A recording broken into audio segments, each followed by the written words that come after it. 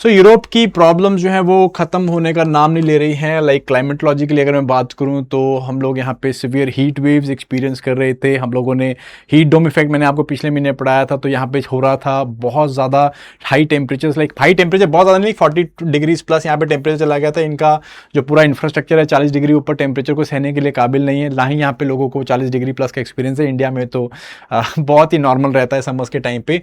But anyways Europe जो है अब लिटरली यूरोप जो है सारा का सारा जल रहा है। मैं बात करूं फ्रांस की, स्पेन, पुर्तगाल की, ठीक है जी, मैं इटली की बात करूं तो मैसिव वाइल्ड फायर्स यहां पे लगी हुई हैं। और ये वाइल्ड फायर्स करके मिलियंस ऑफ पीपल को इवैक्यूएट यहां से किया गया है। और इकोनॉमिक लॉस की बात करूं तो billions of dollars of economic loss पूरा यूरोप झेल रहा है। तो ये जो पोर्शन अब मैं अगर बात करूं इन वाइल्ड फायर्स की, इसको हम लोग समझेंगे, ठीक है। ये पूरा का पूरा यूरोप जो है it is specially Mediterranean reason जो मैं बात करता हूं, मेडिटेरेनियन टाइप ऑफ क्लाइमेट, ये पहले ही वाइल्ड फायर्स के बहुत ज्यादा प्रोन है। बट ये वाइल्ड फायर जो है अब क्लाइमेट चेंज के साथ और ज्यादा आप कह सकते हो और ज्यादा जो है एक्सट्रीम हो गई हैं। साथ साथ में जो है यहाँ पे हम लोगों ने इनके अपने जो लोकलाइज्ड वेदर सिस्टम, इस तरह की वाइल्ड फायर जो अपने लोकल वेदर जो वेदर सिस्टम बनाती है, जैसे कि हम लोग जो है पायरो क्यूमुलोनिम्बस क्लाउड जिनको हम लोग बोल देते हैं, इस तरह के वेदर सिस्टम्स बन के निकल रहे हैं, इकोसिस्टम को डेवस्टेट कर रहे हैं और मैसिव लेवल पे कार्बन डाइऑक्साइड जो है वो एटमॉस्फेयर में वापस जो है रिलीज हो रही है। तो इसको हम लोग समझेंगे, ठीक है। सारा सिस्टम मैं आपको समझाता हूं यहाँ पे क्यों इतनी वाइल्ड फायर्स होती हैं और क्यों अब की जो वाइल्ड फायर्स और ज्यादा एक्सट्रीम हो गई हैं, क्या एस्पेक्ट्स इनके साथ जुड़े हुए हैं और किस तरह से हम इनको कर्व करने की कोशिश करें यूपीएससी पॉइंट ऑफ व्यू से एक ही बारी में अच्छे से समझ लेते हैं, ठीक है। सबसे पहले मैं बात करूं इस रीजन की। ये सारा का सारा रीजन जो है हम लोग किस टाइप के क्लाइमेट में डालते हैं, it is called as Mediterranean type of climate, ठीक है। फॉर दोस्त जिन्होंने ज्योग्राफी अभी तक नहीं करी है, तो 11 हमारे पास ओवरऑल क्लाइमेटिक जोन्स होते हैं, जिसमें से कि अगर हम बात करूं मिड लैटिट्यूड्स में 30 to 45 डिग्रीज में, जिसे हम वार्म टेम्परेट रीजन बोल देते हैं, इसके वेस्टर्न एज में हम लोगों को मेडिटेरेनियन टाइप ऑफ क्लाइमेट देखने को मिलता है। कैरेक्टरिस्टिकली मेडिटेरेनियन रीजन में डेवलप होता है, तो इसीलिए हमने इसे मेडिटेरेनियन टाइप ऑफ क्लाइमेट बोल दिया। जबकि ये सिर्फ मेडिटेरेनियन रीजन के अलावा कैलिफोर्निया हो गया, चिली हो गया, southern tip of south Africa, western and southern Africa, जैसे पर्थ वाला रीजन है आपका, मेलबर्न वाला रीजन है, वहां पे देखने को मिलता है, ठीक है। ये जो रीजन हैं जिन्हें मेडिटेरेनियन टाइप ऑफ क्लाइमेट बोल देता है, ये यहाँ पे क्लाइमेट जो है वो इतना पेक्युलर है कि वाइल्ड फायर यहाँ पे काफी ज्यादा कॉमन होती है। क्यों? क्योंकि यहाँ पे आपको मिलती है जनरली समर्स जो कि बहुत ज़्यादा हॉट होती है, 5 से 6 महीने जो है समर्स हॉट होंगी, गर्म होंगी, ड्राई होंगी, बिल्कुल बारिश जो है एक बूंद बारिश नहीं पड़ती यहाँ पे। एंड विंटर्स जो है वो आपकी कंपैरेटिवली माइल्ड होती है, बहुत ज़्यादा कोल्ड नहीं होती है, माइल्ड होती है, और साथ में विंटर्स में जो है बारिश होती है, ठीक है। सो जितना भी वेट सीजन होता है वो विंटर्स के टाइम पे होता है, और बाकी सारा 6 से 7 महीने जो समर का सीजन है कंप्लीटली ड्राई रहता है, बिकॉज यहाँ पे जो है बहुत ज़्यादा स्ट्रॉन्ग एंटी साइक्लोनिक जो सेल्स हैं वो एक्टिव रहते हैं। उनके बारे में यहाँ पे बात नहीं करूंगा, ठीक है, उसको हम लोग किस दिन, और अगर आप चाहते हो क्लाइमेटिक जोन्स के ऊपर पूरी वीडियो बनाऊं, मैं उसको बना दूंगा, आप लोगों को बहुत अच्छे समझ में आ जाएगी। बट यहां पे मैं आपको बता रहा हूं कि जस्ट किस तरह का क्लाइमेट है, दैट इज कि भाई समर्स हैं बहुत ज्यादा हॉट रहती हैं, बिल्कुल ड्राई रहती है, विंटर्स माइल्ड रहती है, यहाँ पे बारिश हो जाती है, ठीक है। अगर किसी को इस क्लाइमेट को इमेजिन करने में मुश्किल हो रही है, तो आपने ये मूवी देखी होगी जिंदगी ना मिलेगी दोबारा, जहां पे 3 अमीर दोस्त जो है वो हम मिलके हमें ये बता रहे हैं कि भाई हमें छुट्टियां कैसे बितानी चाहिए, या हमें शादी से पहले जो भी हम लोग कहते हैं ना कि भी एक तरह का घूमने फिरने वाला सिस्टम है, वो कैसे करना चाहिए। तो भैया अगेन आप लोगों के पास पैसे, आप घूम सकते हैं, ठीक है। हम लोगों के लिए जो है अगेन शिमला, मनाली, कसौली, यही सारी जगह है। Anyways, so Mediterranean type of climate, यहाँ से आप इमेजिन कर सकते हो ये लोग जो है उसी टाइप के क्लाइमेट में स्पेन एंड पुर्तगाल में घूम रहे हैं, ठीक है। So this is the type of climate ना, क्लाइमेट आपका कूल वेट विंटर्स हैं, ठीक है, एंड हॉट ड्राई समर्स हैं, ठीक है। और जब यहाँ पे हॉट समर्स चल रही होती है, तो यहाँ पे बहुत ही ज्यादा hot and dry winds blow करती हैं। जैसे कि कैलिफोर्निया में बात करूँ तो यहाँ पे हम लोगों को मिलती है सेंट एना विंड्स। सिमिलरली अगर मैं मेडिटेरेनियन रीजन में बात करूँ तो नॉर्थ अफ्रीका से यूरोप की तरफ चलती है, यहाँ पे बहुत ही हॉट एंड ड्राई विंड जिसे हम लोग सिरोको बोल देते हैं। एंड यहाँ पे हम लोगों को कंपेरेटिवली लेसर वार्म विंड जैसे कि लेवेंट बोल देते हैं, लेवेंट चलती है, फ्रांस में फुहान चलती है। इस तरह की ड्राई विंड्स हम लोगों को मिलती हैं, हॉट एंड ड्राई विंड्स, ठीक है। इस तरह का क्लाइमेट होता है यहाँ पे, ठीक है। अब इस तरह के क्लाइमेट में क्या होगा, हमें क्या वेजिटेशन मिलती है, यहाँ पे हम लोगों की जो वेजिटेशन है वो स्क्लेरोफेलिस टाइप की वेजिटेशन मिलती है, मींस इस तरह की झाड़ फूक होती है, जनरली स्क्रब्स होती हैं, झाड़ फूक होती है, जो कि विंटर के टाइम में जब बारिश आती है तो वहां पे क्या करती है, वो खड़ी हो जाती है, वो खिल जाती हैं, ठीक है, थोड़ी ग्रो करती हैं, एंड जब ड्राई सीजन आता है तो क्या करती है, बिल्कुल सूख जाती हैं, और दे बिल्ड, इन्होंने क्या किया, लाइक अगेन एडेप्टेशन ऐसी हो गई है कि दे बिकम रेसिस्टेंट, ठीक है, resistant to such kind of dry environment, ठीक है कि नहीं। एग्जांपल जैसे कि चैपरल है जो कैलिफोर्निया में मिलती है, मैकिस है यूरोप में, ठीक है, फेनबोस है साउथ अफ्रीका में मिलते हैं, बहुत सारे मैले मुल्गा इस टाइप के श्रब्स हम लोग के यहाँ पे, या इस तरह के आपके बुशेज हम लोग को यहाँ पे मिलती हैं, ठीक है। एंड बात करूं बिकॉज वाटर लॉस को प्रिवेंट करने के लिए क्या है, यहाँ पे इन प्लांट्स के अंदर थिक वैक्सी आपको लेदरी सब्सटेंसेस मिलते हैं, रेजिन्स मिलते हैं, जो वैसे तो जलते नहीं है, मतलब फ्लेम रिटार्डेंट होते हैं, फ्लेम को रेसिस्ट करते हैं, बट अगर बहुत हाई टेम्परेचर पहुंचे तो ये रेजिन जो है जलते भी काफ़ी ज़्यादा है, ठीक है। सो इस तरह का आपको यहाँ पे सिस्टम मिलता है। क्लाइमेटिकली इस तरह से है वेजिटेशन, यहाँ पे आपको ड्राई श्रब्स मिलती हैं, ठीक है, जो कि बारिशों के टाइम पे खिलती हैं, देन उसके बाद सूख जाती हैं, ठीक है। अगर इसी चीज को देखो, अभी यहाँ पे क्या हुआ, ये क्लाइमेट ऑलरेडी इस तरह से फायर प्रोन रीजन है, क्योंकि 6-8 महीने बिल्कुल सूखा रहेगा, ड्राई विंड चलेंगी, तो ड्राई विंड्स क्या करती हैं, ये ड्राई विंड्स वेजिटेशन को सुखा देंगी, बिल्कुल मॉइस्चर उससे निकाल देंगी, ठीक है, लिटरली डेसिकेट कर देंगे, डेसिकेट में बिल्कुल सुखा देती है, एक टिंडर की तरह, एक सूखी जो है झाड़ फूक जो कि बहुत जल्दी आग पकड़ लेती है, इस तरह से जो है वो टिंडर बन जाता है, एंड छोटा सा स्पार्क भी जो यहाँ पे आग लगा देता है। अब इसी चीज को exaggerate, like it is natural है ना, मेडिटेरियन क्लाइमेट में इट इज नेचुरल, बट इसी चीज को एग्जैजरेट कर दिया है क्लाइमेट चेंज ने, जिसे कि अब क्लाइमेट विप्लैश बोला जाता है। ये बहुत इंपॉर्टेंट टर्म है, क्लाइमेट विप्लैश, ठीक है, प्लीज याद रखना।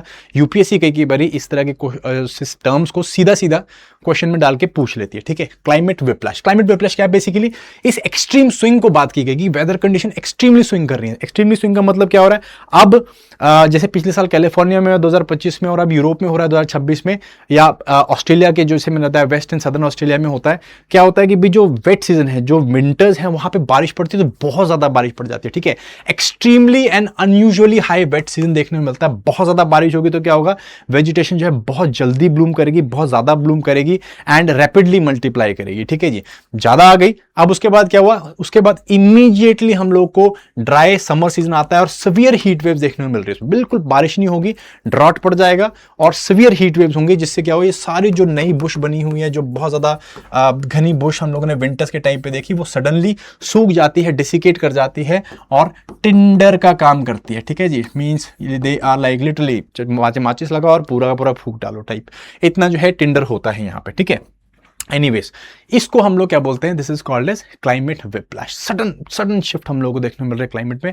विंटर्स बहुत ज्यादा बारिश है, सडन जो है ड्राई सीजन आ जाता है और बहुत ज्यादा सीवियर हीट वेव्स हम लोग देख रहे हैं, ठीक है।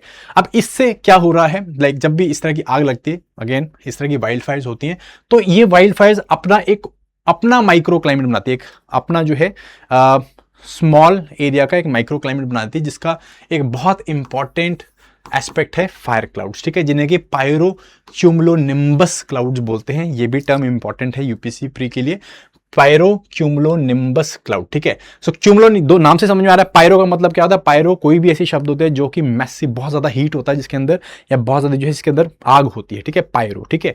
And second is cumulonimbus. Cumulonimbus is a type of thunder cloud या थंडर स्टॉर्म क्लाउड्स, ठीक है।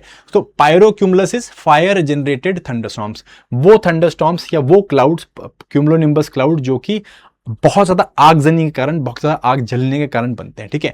इतनी आग कहां से निकल के आई है, वाइल्ड फायर से निकल के। जब इस तरह की मैसिव वाइल्ड फायर्स होती हैं, यहाँ पे आप देख सकते हो, जब इस तरह की मैसिव वाइल्ड फायर्स होती हैं तो उससे क्या होता है, बहुत ज्यादा स्मोक, डस्ट एंड मॉइस्चर जो है हवा में ऊपर जाता है, क्योंकि नीचे आग है, बहुत ज्यादा गर्मी हो रही है, तो एक गर्म हवा जो है मॉइस्चर, डस्ट, स्मोक के साथ ऊपर की तरफ को उठती है। ऊपर की तरफ को उठेगी तो क्या होगी, कूल डाउन हो जाती है, तो मॉइस्चर है वो स्मोक एंड डस्ट के आसपास में कंडेंस कर जाता है, और ये क्या बनाता है, इस तरह के क्यूमुलोनिम्बस क्लाउड बनाता है, जिसके अंदर थोड़ा बहुत मॉइस्चर, डस्ट एंड स्मोक होता है, ठीक है। इससे कई बारी जो है थोड़ी बहुत बारिश हो जाती है, ठीक है, कहीं दूर एरिया में जहां पे क्लाउड्स बन रहे हैं बारिश हो जाती है। एंड सबसे इंपॉर्टेंट चीज है, बिकॉज यहाँ पे इतना ज्यादा डस्ट है, इतना ज्यादा स्मोक है, तो जब इस तरह के जो पार्टिकल्स हैं, मॉइस्चर या डस्ट के पार्टिकल्स हैं, वो आपस में फ्रिक्शन करते हैं, रगड़ते हैं, ठीक है, बिकॉज ऑफ द अपड्राफ्ट, तो यहाँ पे क्या होती है, बहुत ज्यादा लाइटनिंग होती है, और ये लाइटनिंग क्या करती है, सेकेंडरी फायर स्टार्टर का काम कर देती है, ठीक है। तो ऐसा भी हो सकता है कि एक जगह आग लगी हो वहाँ से जो है डस्ट स्टॉर्म बन रहे हैं, वो डस्ट स्टॉर्म हवा उठा के, उस टाइम की लोकल विंड्स जो है वो उठा के कहीं और लेके जा रही हैं, और कहीं और जो है इस तरह की बिजली गिर रही है और उससे और ज़्यादा आग लग रही है। तो इससे क्या होता है कि एक आप कह सकते हो डोमिनो इफेक्ट होता है कि एक जगह आग लगी, उससे क्या हुआ, मल्टीपल जगह आग लग जाती है because of these fire clouds. ठीक है, तो very very important fire clouds. And इससे क्या है कि ये जो वाइल्ड फायर से धीरे धीरे करके एक अनकंट्रोलेबल फिनोमिना बन जा रहा है इन दी यूरोपियन एनवायरमेंट और इन दी मेडिटेरेनियन एनवायरमेंट। ठीक है, तो कंसिडर करो इसको, क्लाइमेट चेंज, क्लाइमेट विप्लैश हो रहा है, तो इससे वाइल्ड फायर्स और ज़्यादा एग्रेसिव हो रही है। एग्रेसिव होने के कारण इस तरह क्लाउड्स बन रहे हैं और वो क्या करें, और वाइल्ड फायर्स को जन्म दे रही है। ठीक है, समथिंग लाइक दिस। ठीक है, सो अभी हम लोग समझते हैं like what are the causes, क्यों इस तरह के विप्लैश एंड फायर क्लाउड्स हम लोग को बनने को देख रहे हैं। सबसे पहले तो मैंने आपको बता ही दिया कि क्लाइमेट चेंज एक बहुत बड़ा रीजन है। The primary reason is climate change. हम लोग ओवरऑल ग्लोबल वार्मिंग देख रहे हैं। ग्लोबल वार्मिंग क्या है, एटमॉस्फेयर की मॉइस्चर होल्डिंग कैपेसिटी जो है वो बढ़ जाती है। तो जब बारिशें होती है तो बहुत ज़्यादा बारिश, जब सूखा पड़ता है तो बहुत ज़्यादा सूखा। तो जब मेडिटेरेनियन क्लाइमेट में क्या हो रहा है, आपका विंटर्स में बारिश है तो बहुत ज़्यादा बारिशें हो रही हैं, बहुत ज़्यादा बारिश तो बहुत ज़्यादा वेजिटेशन, फिर जो है जब ड्राई सीजन आ रहा है तो यही वेजिटेशन सूख जा रही है, सूखने के बाद टिंडर का काम कर रही है एंड आग लग रही है। ठीक है, सेकेंड यहाँ पे क्या है, सेकेंड इंपॉर्टेंट चीज, लाइक ये तीनों चीज मैंने आपको बता दी। लास्ट सबसे इंपॉर्टेंट चीज है यहाँ पे जो ओवरऑल जो लैंड यूज मैनेजमेंट है या लैंड यूज हिस्टोरिकली जैसे होता आ रहा था वो चेंज हो गया। ठीक है, land use literally has change. पहले क्या होता था, यूरोपियन रीजन्स में या इन मेडिटेरेनियन रीजन्स में लोग जो है वो रूरल एरियाज में रहते थे, तो वो जो है होम स्टेडिंग करते थे। होम स्टेडिंग में क्या होता था, बड़ा एरिया लाइक एकड़ों के हिसाब से या फिर बहुत बड़े एरिया में फार्मिंग की जाती थी, जहाँ पे कि इस तरह की बुशेज हैं, श्रब्स हैं, इनको मैनेज किया जाता था, नेटिव ट्रीज को लगाया जाता था और उनकी जो है देखरेख की जाती थी एक्टिवली। इस तरह की वाइल्ड फायर से बचाने के लिए जो यहाँ पे लिटरली लोग काम करते थे, जहाँ पे लोकल लोग रहते थे। ठीक है, but now what has happened because of the rapid urbanisation and mass migration to urban areas, ये जो होम स्टेडिंग है, ये जो रूरल लैंड है, इसको अबैंडन कर दिया गया है। इसके करके यहाँ पे ना ही लाइफ स्टॉक होती है, वो ग्रेजिंग नहीं करती है, ये जो झाड़ फूक है ये उगती है, ठीक है, सूखती है और एक टिंडर का काम करती है। ठीक है, जो नेटिव ट्रीज हैं धीरे धीरे करके they have been replaced by invasive plants. ठीक है, जैसे बहुत सारे यहाँ पे प्लांट्स है, पहले यहाँ पे ओक के पेड़ बहुत मिलते थे, अभी जो है यहाँ पे मिमोसा जैसे जो है बहुत ज़्यादा आप कह सकते हो इन्वेसिव पेड़ मिल रहे हैं जो कि बहुत जल्दी जलते हैं। ठीक है, पुराने जो पेड़ होते थे, जैसे मैंने आपको बताया कि जो मेडिटेरेनियन में मिलते हैं, देवर फायर रेसिस्टेंट ट्रीज। ठीक है, तो बहुत जल्दी आग नहीं पकड़ते, तो वाइल्ड फायर इतनी तेज स्प्रेड नहीं करती थी। But now what has happened is कि इस तरह के जो इन्वेजिव स्पीसीज हैं पेड़ों की या प्लांटेशंस की, ये बहुत रैपिडली ग्रो कर रही हैं और बहुत ही ज़्यादा जल्दी आग पकड़ती हैं एंड वाइल्ड फायर जो है वो अनकंट्रोलेबल हो जाती है। तो इस तरह की चीज़ें हम लोगों ने देखी हैं डेफिनेटली। ठीक है, अब इससे हुआ क्या है, लाइक एक पैराडॉक्स निकल के आया है। ठीक है, पैराडॉक्स किस चीज़ का, आग लगी, वाइल्ड फायर लगी, ठीक है, बढ़िया। अब वाइल्ड फायर को क्या करना है, हमें सुप्रेस करना है। ठीक है, तो इमेजिन करो, ठीक है, एक एरिया है जहाँ पे एक मेडिटेरेनियन एरिया जहाँ पे बहुत सारी झाड़ फूक पड़ी है, सूखी झाड़ फूक पड़ी है। हमने क्या किया, वाइल्ड फायर लगी, हमने सुप्रेस कर दी, रोक दी। इससे क्या होगा, जो बचा हुआ झाड़ फूक है, जो स्क्रब्स हैं, जो आपकी छोटी छोटी बुशेस हैं जो सूख गई हैं, वहीं पे पड़ी रहेगी। टिंडर तो वहीं पे पड़ा रहा ना, फिर विंटर्स आए, बारिश हुई और टिंडर इकट्ठा हुआ और ज्यादा प्रोन हो गए फायर के। ठीक है, तो एक लूप है कि डेंस वेजिटेशन जो है वो एक्यूमुलेट होती रहेगी। अगर हम फायर को सुप्रेस करेंगे, डेंस वेजिटेशन एक्यूमुलेट होती रहेगी। इससे क्या होगा, अगली बारी और ज्यादा तेज आगजनी होगी, वाइल्ड फायर जो है और ज्यादा फास्ट होगी एंड इंटेंसिटी भी हाई होगी। ठीक है, तो ये एक पैराडॉक्स है फायर सुप्रेशन का जो हम लोग यहाँ पे देखते हैं। ठीक है, अब कॉन्सिक्वेंसेज क्या है, यूरोप की वाइल्ड फायर के कॉन्सिक्वेंसेज क्या, severe economic, like $2 billion euro के आसपास में एनुअल लॉसेज है इनका। इस साल बहुत ज़्यादा लॉस हुआ है। हम लोगों ने लिटरली यहाँ पे लाइक माइग्रेशन देखी, लोगों को जो है इधर से उधर लेके गया, रीसेटल तो नहीं, लाइक उनको जो है इवैक्यूएट करवाया गया मास स्केल में। ठीक है, इंफ्रास्ट्रक्चर डैमेज है, टूरिज्म, लाइक ये जो कंट्रीज स्पेशली स्पेन, पुर्तगाल है, आपकी इटली है, फ्रांस है, काफ़ी ज़्यादा टूरिज्म के ऊपर डिपेंड भी करती हैं, तो टूरिज्म का लॉस जरूर हुआ है, इकोनॉमिक डिस्ट्रप्शन काफ़ी देखने मिली है। यहाँ का जो इकोसिस्टम है, बायोडाइवर्सिटी, उसका डिग्रेडेशन हुआ। ठीक है, मेडिटेरेनियन टाइप का जो इकोसिस्टम एंड बायोडाइवर्सिटी अपने आप में बहुत ज़्यादा यूनिक है। ठीक है, जो विंटर टाइप के, जहाँ पे विंटर्स में बारिश हो रही है, समर में जो है धूप पड़ रही है, तो बड़ा यूनिक टाइप का वेजिटेशन है। यहाँ पे आपको सिट्रस फ्रूट्स की प्रोडक्शन है, सिट्रिक टाइप की वेजिटेशन आपको देखने मिलती है, ऑलिव यहाँ पे मिलता है, ओक के पेड़ मिलते हैं, लेनिक्स जैसे जो है जानवर मिलते हैं। तो बड़ी सारी इस तरह की यूनिक बायोडाइवर्सिटी जो और कहीं नहीं मिलती है, उसका लॉस हम लोग देखने में मिल रहा है। सॉइल डिग्रेडेशन हो रही है लार्ज स्केल में, जो कि इसकी फर्टिलिटी, इस रीजन की फर्टिलिटी को खत्म कर देगी। ठीक है, and obviously public health hazard, क्यों, क्योंकि थाउजेंड्स ऑफ किलोमीटर्स का एरिया को कवर कर रहा है ये फायर क्लाउड्स, डस्ट, स्मोक। ठीक है, ये कहीं ना कहीं रीजन में जो हेल्थ क्राइसिस है उसको भी लेके आ रहा है, ठीक है। लिटरली कम्युनिटीज जो हैं they are forced into evacuations and the quality of life is suffering. तो दैट इज देयर, ठीक है। And this is not new, समझने की कोशिश कीजिए। लास्ट 2025 में हम लोगों ने कैलिफोर्निया में देखा, उससे पहले जो है ऑस्ट्रेलिया में होता रहता है, यूरोप में भी होता रहता है, but severity has increase with time. Severity जो है काफी ज्यादा इंक्रीज हुई है, ठीक है। तो क्या करने की जरूरत है अगर हम बात करें, what is the way forward, what needs to be done, ठीक है। सबसे पहले active agroforestry and landscape management करने की जरूरत है, ठीक है। लैंडस्केप मैनेजमेंट का मतलब समझिए कि ये रीजन जो है हिस्टोरिकली इसी तरह से मैनेज किया गया है, जहाँ पे लोग जो है इन फार्म्स में, इन रीजन्स में रह रहे हैं, जहाँ पे कि एक्टिवली इसको मैनेज किया जा रहा है। किस तरह से जो ओवरग्रोन आपका ये जो फ्यूल है या ओवरग्रोन आपके जो बुशेस हैं, इनको कौन कंज्यूम करता है, इनको जो कैटल है वो कंज्यूम करते हैं। तो यहाँ पे कैटल रखी जाती थी, काफ़ी कैटल है, शीप्स रखे जाते थे, ठीक है जी। तो इनकी ग्रेजिंग जो है उसको इंट्रोड्यूस करने की जरूरत है, ठीक है, ये ताकि इस तरह की डेंस वेजिटेशन है इसको हम लोग ख़त्म कर सके। लाइक जलाने की जरूरत नहीं, जले ना, ख़त्म हो जाए जल्दी से। फायर ब्रेक्स जो है बनाए जाते थे, इन बुशेस के बीच में फायर ब्रेक्स बनाई जाती थी, तो वो हम लोगों को करने की जरूरत है। तो इस तरह से हमें लैंड को मैनेज करना है, ठीक है। सेकेंड, कम्युनिकेशन है ना। हम लोग जो है like we should more focus on prevention rather than जो है क्योर, है ना। अभी अर्ली वार्निंग सिस्टम्स हमें लगाने की जरूरत है, ऑलरेडी लगाया यूरोप ने, ठीक है। ये टाइमली जो रिस्क कम्युनिकेशन है वो देने की जरूरत है, प्रिपेयर करने की जरूरत है, कम्युनिटीज को इफेक्टिव इमरजेंसी रिस्पॉन्स लेके आने की जरूरत है। That is already there in Europe, है ना। लिटरली यहाँ पे अलर्ट्स दिए जाते हैं, एरिया जो है वो डिमार्केट किए जाते हैं समर सीजन के स्टार्टिंग में, जहाँ पे बताया जाता है कि ये फायर प्रोन एरिया है, यहाँ पे इनको आपको इस तरह से ठीक करना है। तो ये काम यहाँ पे किया जा रहा है, ठीक है। रूरल इकोनॉमीज को रिवाइटलाइज करने की बहुत ज़्यादा ज़रूरत है। That is a very much area जहाँ पे कि यूरोप को काम करने की ज़रूरत है, क्योंकि बहुत ज़्यादा अर्बनाइजेशन होने के कारण क्या है, या होम स्टेडिंग या फिर इस तरह की एग्रीकल्चर को कोई भी लाइक यंगस्टर नहीं ले रहा है। तो उस चीज़ को ज़रूर काम करें, लाइक सस्टेनेबल एग्रीकल्चर की तरफ कम्युनिटी इंगेजमेंट है, ठीक है। रूरल इकोनॉमीज़ की तरफ या रूरल इकोनॉमीज़ को आगे लेके जाने की ज़रूरत है, ठीक है। इन एरियाज में काम करेंगे, ठीक है। एंड रेजिलियंट इकोसिस्टम्स को बनाने की जरूरत है, क्योंकि जो इन्वेजिव स्पीसीज, जैसे मैंने मिमोसास की बात करी, काफ़ी ज़्यादा प्रॉब्लम है यूरोप आपका पुर्तगाल में, स्पेन में। तो इनको मैनेज करने की जरूरत है। काटें, नेटिव स्पीसीज को लगाएं जो कि ज़्यादा हार्डी हैं और जो कहीं ना कहीं इस तरह के फायर्स को टॉलरेट करती हैं, ठीक है। जैसे मैंने ओक एग्जाम्पल दिया, ऑलिव एग्जाम्पल है, ठीक है। इस तरह की चीज़ों को हमें लगाने की जरूरत है। मोनोकल्चरल प्लांटेशन है, इनको कम करने या ख़त्म करने या अवॉइड करने की जरूरत है। यहाँ पे सॉइल एंड वाटर बॉडीज़ को स्ट्रेंथन करने की जरूरत है। ये सब चीज़ें करेंगे तो मतलब अगेन नेचर या नेचुरल ही हम लोगों के पास कहीं ना कहीं नेचुरल सॉल्यूशंस ही अवेलेबल है, ठीक है। बाकी जो क्लाइमेट चेंज हो रहा है वो तो हो ही रहा है, इस रीजन को डेफिनेटली काफ़ी ज़्यादा खतरा है, ठीक है। एनीवेज, सो यहाँ से मेरे को एक थोड़ा सा एस्पेक्ट याद आया, वाइल्ड फायर सिर्फ जो है यूरोप में ही नहीं होती, सिर्फ मेडिटेरेनियन टाइप के क्लाइमेट में, तो वहाँ पे काफ़ी ज़्यादा होती हैं, हमारे देश में भी काफ़ी मिलती है, ठीक है। फॉरेस्ट सर्वे ऑफ इंडिया के हिसाब से हमारे जो 54% फॉरेस्ट हैं वो कहीं ना कहीं फायर के वल्नरेबल हैं, और जिसमें 20% जो है उसमें एक्सट्रीम फायर की वल्नरेबिलिटी देखने को मिलती है। मीन 20% जंगल ऐसे जहाँ पे काफ़ी ज़्यादा वाइल्ड फायर्स देखने को मिलती हैं, ठीक है। इमेजिन करो पहाड़ों में आपने कभी ऐसे आग जलती देखी होगी, तो that is a wild fire जो कि हमारे पहाड़ों के फॉरेस्ट में लगती है, ठीक है। And overall not only in our forest, sorry in our mountains, हम लोग अपने सेंट्रल इंडिया में भी देखने को मिलता है, ठीक है। तो 20% एक्सट्रीमली फायर प्रोन है, 54% एरिया जो है जहाँ पे कि फॉरेस्ट फायर हो सकती है। टिपिकली जो ड्राई सीजन होता है हमारा फरवरी से लेकर जून तक का, प्री मानसून पीरियड जिसे बोलते हैं, वहाँ पे इस तरह की फॉरेस्ट फायर हमें काफ़ी ज़्यादा मिलती हैं। जून जुलाई के बाद बारिशें पड़ जाती, तो यहाँ पे अब उस टाइम पे बारिशें या इस तरह की आग नहीं लगती है, ठीक है कि नहीं।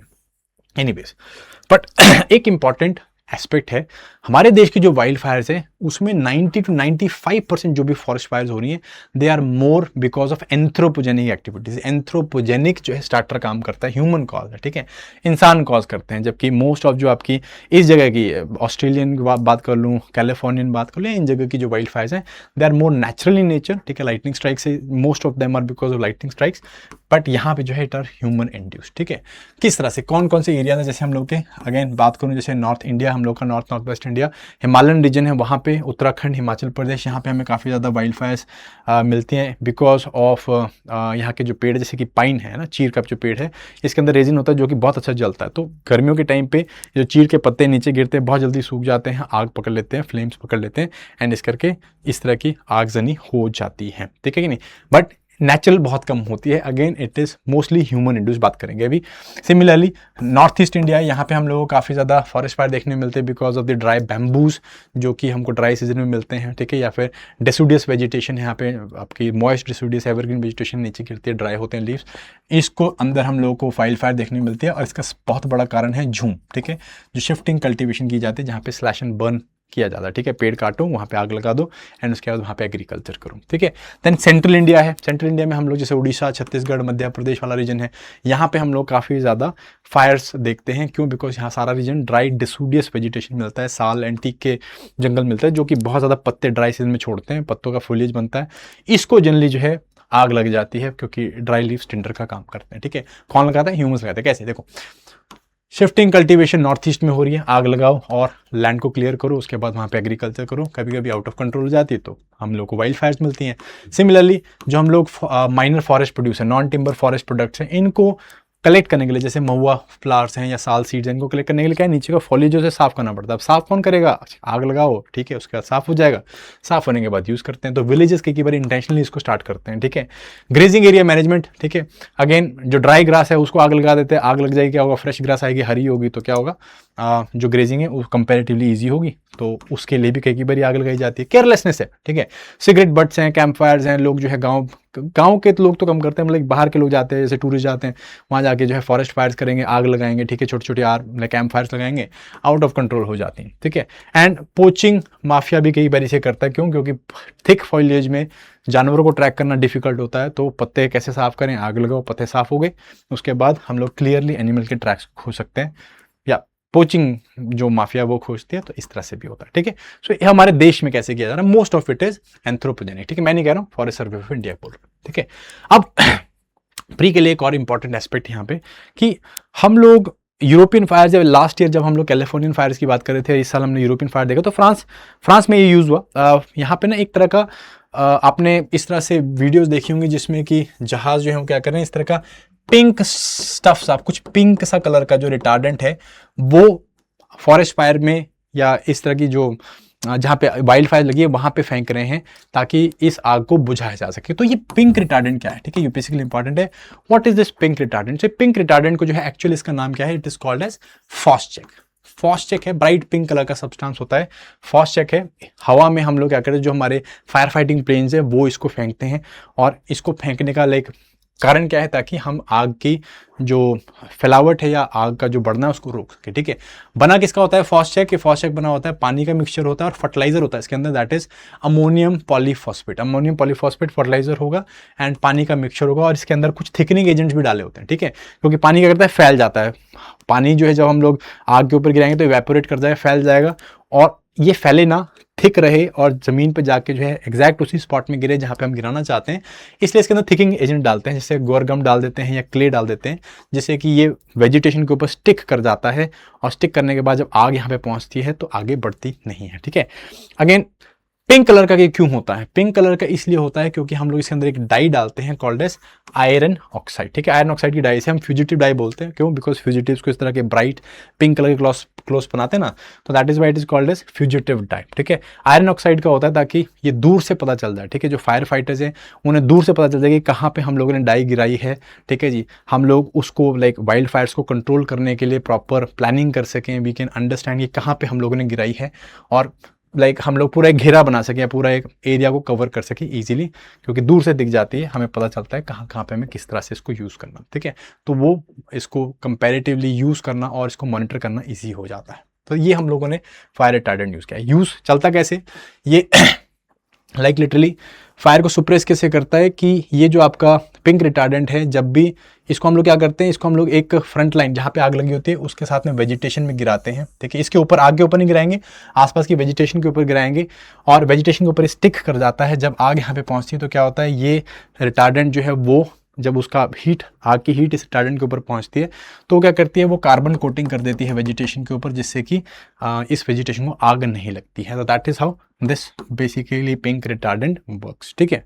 अब अच्छी बात है, ठीक है, कर रहे हैं हम लोग, बट हम लोगों ने लास्ट ईयर भी इसका यूज़ देखा, उसके बाद हम लोगों ने इसके ऊपर और शोध किया तो बहुत सारे क्लाइमेटिक या इन्वायरमेंटल कंसर्न्स हमें इस पिंक डाई के मिले हैं। ठीक है, कैसे मिले हैं? सबसे पहले हमें यहाँ पे हैवी मेटल की कंट्रोवर्सी हुई थी कि भाई इनके अंदर कैडमियम, आर्सेनिक एंड क्रोमियम मिलता है, इस तरह के हैवी टॉक्सिक मेटल्स मिल रहे हैं स्पेशली जो डाई हम लोग यूज़ करते हैं, और ये they are at very dangerous levels. जब भी हम लोग इस तरह का फायर रिटर्न फेंकते हैं, क्या होता है, बारिश हुई या अगेन हमने फायर रिटर्न फेंका, वो किसी वाटर बॉडी में मिक्स हो गया, उसके बाद किसी लेक में चला गया, तो इससे क्या होता है, ड्रिंकिंग वाटर है वो खराब हो जाता है, उसको हम पी नहीं सकते हैं। ठीक है, वाटर बेस को पोल्यूशन करता है। कैसे? अगर किसी पानी के ऊपर, किसी लेक के ऊपर, किसी नदी के ऊपर चला गया वाटर रिटार्डेंट या ये फायर रिटार्डेंट, तो क्या होगा, इससे वहाँ की जो एक्वेटिक लाइफ है वो इमीडिएटली मर जाएगी बिकॉज ऑफ टॉक्सिसिटी, और जो फर्टिलाइजर उसके कारण जो एल्गा है बहुत ज़्यादा ब्लूम करेगा, इससे सारा का सारा इकोसिस्टम खत्म हो जाएगा लेक का। ठीक है, and again health risk for fire fighters इतना प्रोलॉन्ग, क्योंकि फायर फाइटर जो काम कर रहे हैं वाइल्ड लाइफ या वाइल्ड फायर को कंट्रोल करने के लिए, वो ऐसे नहीं एक दिन करते हैं, like they are doing it for 2-2, 3-3, 4-4 हफ्ते के लिए, and they are working this environment where there is lot of this pink retardant thrown from the space या थ्रोन फ्रॉम द एयर। ठीक है, तो इसके कारण क्या है, जो वाइल्ड लैंड फायर फाइटर्स हैं, इनके लॉन्ग टर्म हेल्थ इंपैक्ट हो सकते हैं when they get expose to such kind of chemicals. ठीक है, तो ये कुछ कंसर्न्स निकल के आए थे with respect to using these fire retardants. ठीक है, बट बहरहाल द थिंग इज कि भी such kind of wildfires when they are out of control, लोग जो हैं या सरकारें क्या करती है, they try to take those steps, even those steps which might be harmful in the future, but they try to take it so that near term में इसे या इस तरह के इवेंट को, इस तरह के हैजर्ड को कंट्रोल किया जा सके। ठीक है जी, so again long term solution तो इसका यही है कि that we need to work on climate change. ठीक है, हमें जो है, जो हम लोगों ने, हम कॉप के थ्रू जो बैठ रहे हैं, जो हम लोग पेरिस क्लाइमेट डील हम लोगों ने बनाई, और इसके ऊपर हम लोग सब्सिक्वेंट जो काम करें, जो टारगेट्स ले रहे हैं, इसके ऊपर हम लोगों को सीरियसली काम करने की जरूरत है। ठीक है, developed countries need to understand that this has to be done with everyone in the world, है ना, सारे कंट्रीज को मिलकर काम करना पड़ेगा। They need to give technology, they need to give money so that जो डेवलपिंग कंट्रीज हैं, लीस्ट डेवलप कंट्रीज हैं, they can get better technologies, कम जो है कार्बन इमिशन करें, एंड कहीं ना कहीं क्लाइमेट चेंज को रोक सकें, उनको अडेप्ट कर सकें। ठीक है जी, ये काम करने की जरूरत है, and definitely environmental friendly activities needs to be done so that such kind of wildfires are not, they don't become such extreme. ठीक है, natural जरूर है इन एरियाज में, but they don't become too extreme for it, right? So that was the European wildfires. I hope you got this topic.